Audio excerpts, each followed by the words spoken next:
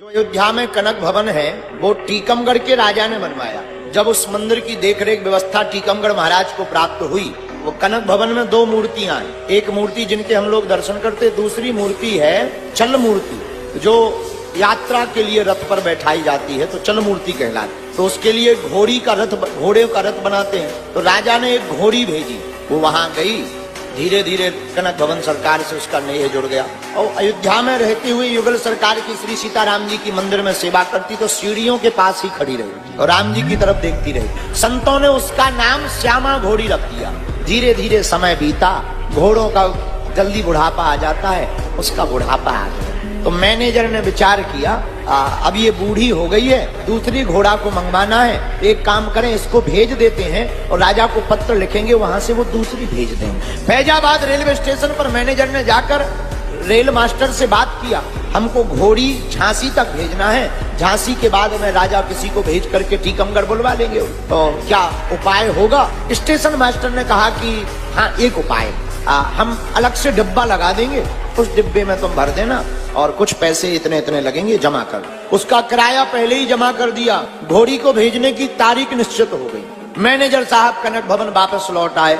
3 दिन शेष रह गए, तो 3 दिन पहले से ही उसने चारा चरना बंद कर और लगातार कनक भवन की ओर बैठी देखती रहे और आंखों से अश्रुधार जलधार बहाती रहे, मानो वो कह रही हो, सरकार हमारा देह अवध में ही छूटे। अब वो दिन आ गया जिस दिन जाना है। हालत खराब हो गई, चलने की भी स्थिति नहीं बची। सेवकों ने कहा ले जाना उचित नहीं है, रास्ते में ही मर सकती। मैनेजर ने कहा वो तो चाहे जो हो, टिकट बुक हो गई है, पैसा लग गया है, नियम है भेजना पड़ेगा। हमने पत्र भी भेज दिया।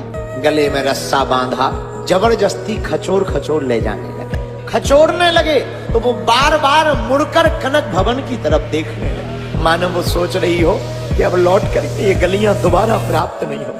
तो मुंह इस तरफ किए, बार बार मुड़ करके भगवान की तरफ देख रहे और सेवक खिचोड़ते जा रहे। जबरदस्ती कोई पीट रहा, कोई खिचोड़ रहा। रेलवे स्टेशन पहुंच गए। जिस डब्बा में जाना था उस डिब्बे में उसे डाल दिया। अचेत सी लेट गई और बार बार अवध सरकार से प्रार्थना करती, सरकार पूरा जीवन आपके चरणों में गुजारा, अब अंतिम क्षण में भी अपने चरणों में ही रखो। डब्बा का गेट बंद कर दिया गया। कर्मचारी वापस आ गए। श्यामा जी मुर्दे के समान शांत पड़ी, पर उससे ना देह छोड़ा गया। और करुणा निधि ने ऐसी करुणा की कि रात को ट्रेन तो आई पर कर्मचारी डिब्बा जोड़ना भूल गए। सुबह हुई, डिब्बा खोला गया, अचेत अवस्था नहीं, श्यामा जी मर गए। लेकिन जो उसका प्रण था कि देह अवध में छूटे, उसका प्रण पूरा हो गया। और जब मर गई तो खबर भेजी कनक भवन में मैनेजर को, हमसे भूल हो गई, डिब्बा नहीं जोड़ा गया और श्यामा जी मर गई। मैनेजर आए तो वहां पर एक कर्मचारी था, सफाई कर्मचारी कनक भवन का, उसका नाम था गुरुदीन। वो श्यामा जी की पूरी देखभाल करता था, भोजन चारा पानी का।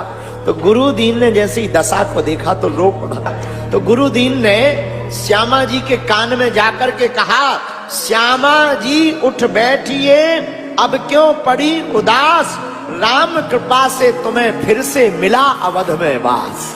श्यामा के श्रवणन पड़े जमादार के बैन, फिर से जीवत हो गई, खोल दिए दूने। आंखें खुल गई और जैसे ही आंखें खुली तो संत गदगद हो गए, महात्मा गदगद हो गए और वो गुरुदीन भी उछल करके कूद पड़ा।